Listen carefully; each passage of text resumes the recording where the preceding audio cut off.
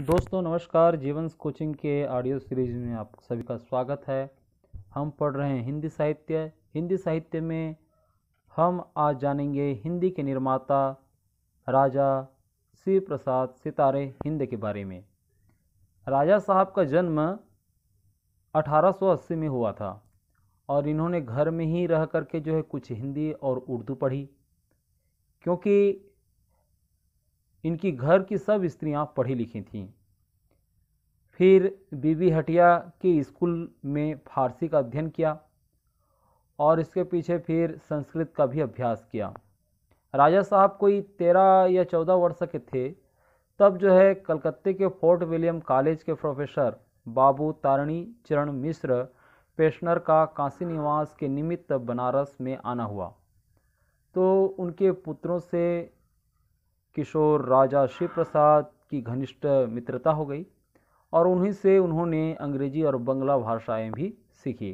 तो इस प्रकार से 19 वर्ष की अवस्थाओं में ये संस्कृत, हिंदी, अरबी, फारसी, अंग्रेजी और बंगला में अच्छी योग्यता प्राप्त कर ली। सन 1845 ईस्वी में राजा साहब ने अंग्रेज सरकार की सेवा स्वीकार की। आप सबके बुरे बने पर अंग्रेजों का पक्ष निभाा। इनका मंतव्य था कि जिसका खाना उसका गाना। तो शिमले से आकर राजा साहब ने कुछ दिन काशी में कमिश्नर साहब के मीर मुंशी का काम किया, परंतु विद्या विषयक रुचि के अनुसार सरकार ने इन्हें स्कूल का इंस्पेक्टर नियुक्त कर दिया। अपनी इंस्पेक्टरी में राजा साहब ने मातृभाषा हिंदी का जो उपकार किया उसके लिए हिंदी बोलने वालों को उनका कृतज्ञ होना चाहिए। क्यों? क्योंकि उस समय शिक्षा विभाग में मुसलमानों का प्राबल्य था और वे चाहते थे कि हिंदी का पठन पाठन ही उठा दिया जाए, केवल उर्दू फारसी रहे। अंग्रेज भी इस विषय में सहमत थे, क्योंकि हिंदी में तब तक कोई ऐसी पुस्तकें न थी जो स्कूलों में पढ़ाई जा सके। परंतु राजा साहब ने हिंदी का पक्ष ग्रहण किया और स्वयं उसमें अनेक ग्रंथ रचकर उक्त अभाव को दूर किया तथा भाषा की शिक्षा को स्थिर रखा। उन्होंने साहित्य, व्याकरण, भूगोल, इतिहास आदि विषयों पर सब मिलाकर कोई 35 पुस्तकें लिखी। आप बाबू हरिश्चंद्र के विद्यागुरु थे। सन 1872 ईस्वी में उन्हें CSI की उपाधि मिली और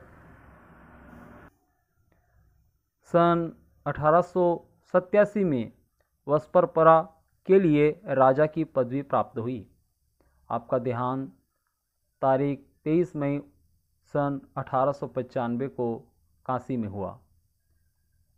तो उनके द्वारा जो संपादित किया हुआ गुटका, वामा मनोरंजन तथा राजा भोज का सपना, रानी भवानी आदि लेख इस बात की स्पष्ट प्रमाण हैं कि वे हृदय से शुद्ध हिंदी के पक्षपाती थे। परिस्थिति को देखते हुए उन्होंने मिश्रित भाषा का पक्ष ग्रहण किया और उसके समर्थन में लेख लिखे। जो कुछ हो, उनके मिश्रित भाषा का पक्ष ग्रहण करने से हिंदी और उर्दू का घोर द्वंद्व आरंभ हुआ। साधारण रूप से विचार करने पर तो यही कहा जा सकता है कि उस समय तक न तो व्याकरण के नियमों का ही निर्वाह दिखाई पड़ता था और न भाषा का ही कोई रूप स्थिर हो सका था।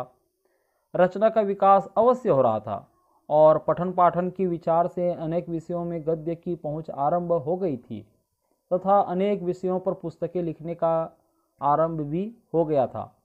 संभव है कि राजा साहब का यह विश्वास हो रहा हो कि उर्दूपन का बहिष्कार किया जाएगा तो भाषा की व्यावहारिकता नष्ट हो जाएगी और उसमें भावद्योतन का चमत्कार तथा बल न आ सकेगा।